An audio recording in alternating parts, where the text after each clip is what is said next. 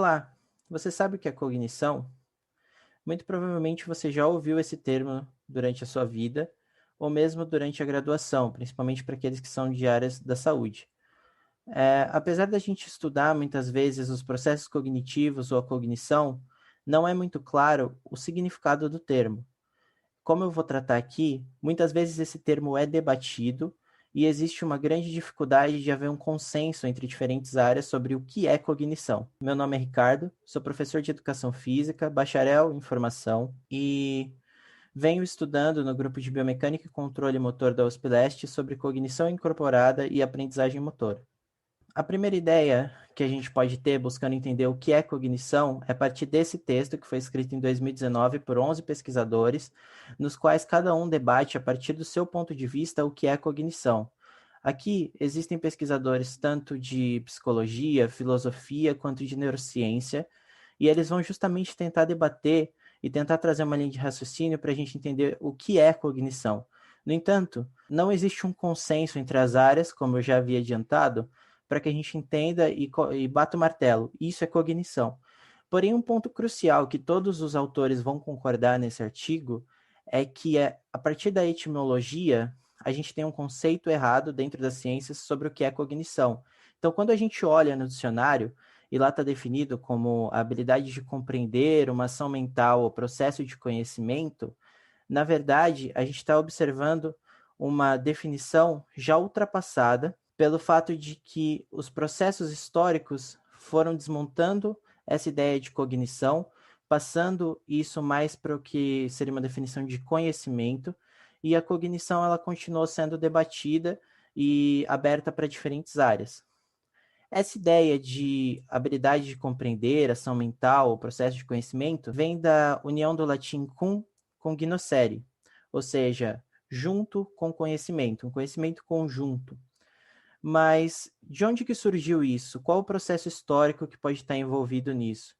Como um dos autores desse artigo, o Bense, ele vai tratar, muito disso ocorre porque você tem surgindo na filosofia o método de Descartes, ou seja, você busca colocar em dúvida toda a realidade, exceto um único axioma que dá origem para todos os pensamentos posteriores, que é a ideia de penso, logo existo, cogito, ergo sum, que basicamente vai trazer que tudo pode ser questionado, exceto o pensamento.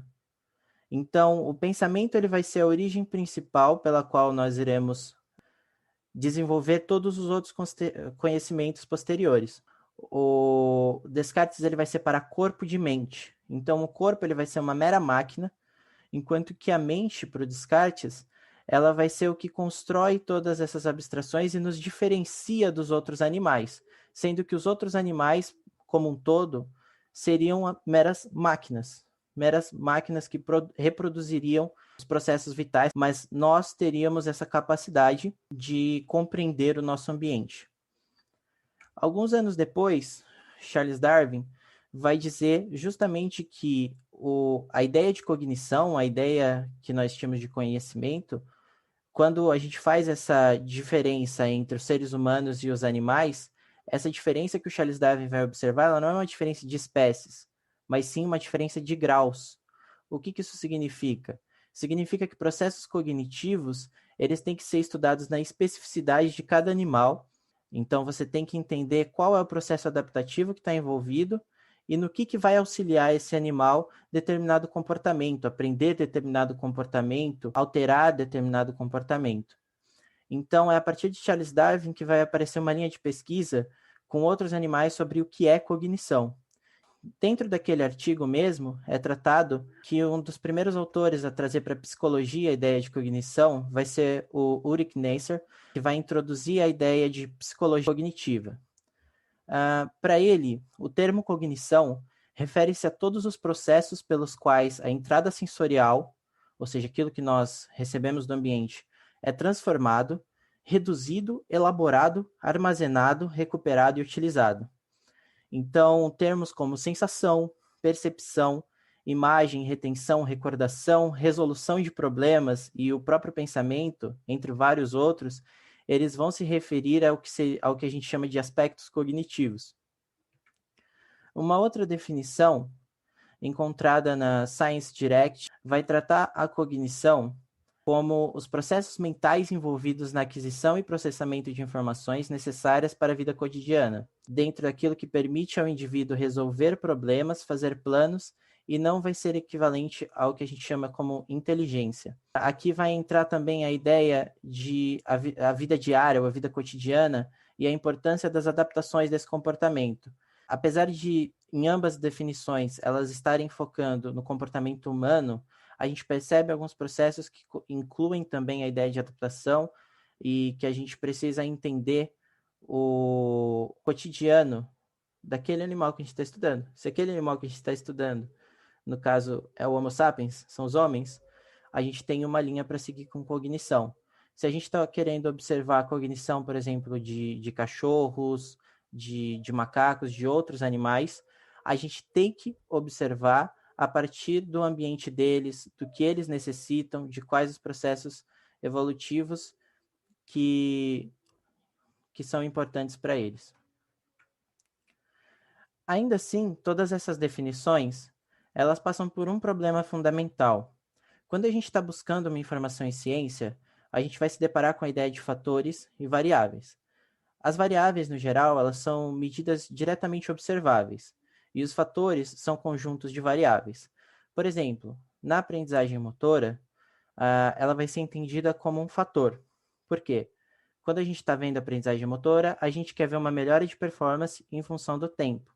Essa definição ela não traz uma ideia de que é uma variável que você está medindo, mas são diferentes variáveis que vão formar aquele fator. Então, eu posso ver o tempo de reação de determinado sujeito em uma tarefa antes e depois de um tempo de prática nela. Quando a gente olha para esses termos de cognição, não fica claro se ele é um fator ou se ele é uma variável. Então, uma das ideias da gente poder desmistificar um pouco isso e tentar entender o que a gente está analisando quando a gente fala de cognição e ciência, pode ser observando esse artigo do Harvey, que ele fala sobre os domínios cognitivos e as suas avaliações. Nele, ele vai separar os domínios cognitivos dentro de outros fatores, ou seja, a cognição, se a gente for interpretar dentro daquela ideia de fatores e variáveis, a gente vai ter que entender ela como um fator de segunda ordem, porque a gente não está observando um fator que se refere a variáveis, mas um fator que se refere a outros fatores. Como assim? Se a gente estiver falando de cognição, dentro da cognição existem esses vários processos que vão sendo descritos aqui, como sensibilização, controle motor, atenção, memória, função executiva, processamento, velocidade de processamento, linguagem.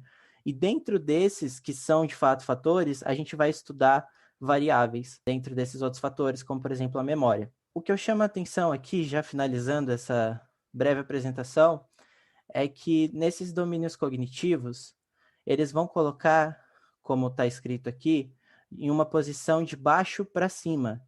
Então, o corpo ele seria a parte inferior, que vai trazer todas as informações sensoriais para um processamento central, que seria a parte superior, onde a gente vai ter a linguagem, processamento de velocidade, função executiva.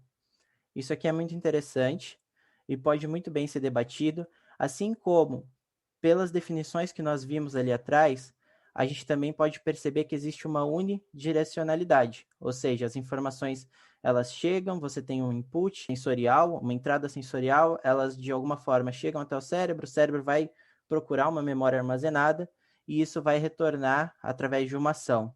E o que eu pretendo discutir, se eu continuar com essa série de vídeos, é justamente sobre esse processo ser ou não unidirecional, e se o corpo ele seria apenas essa parte inferior, ou se ele tem alguma relação maior com a cognição. Para deixar essa semente, para que novos vídeos sejam feitos, não sei se eu vou fazer ainda ou não, eu termino com essa pergunta. Há cognição sem corpo? Muito obrigado pela paciência e quem sabe novos vídeos sejam feitos.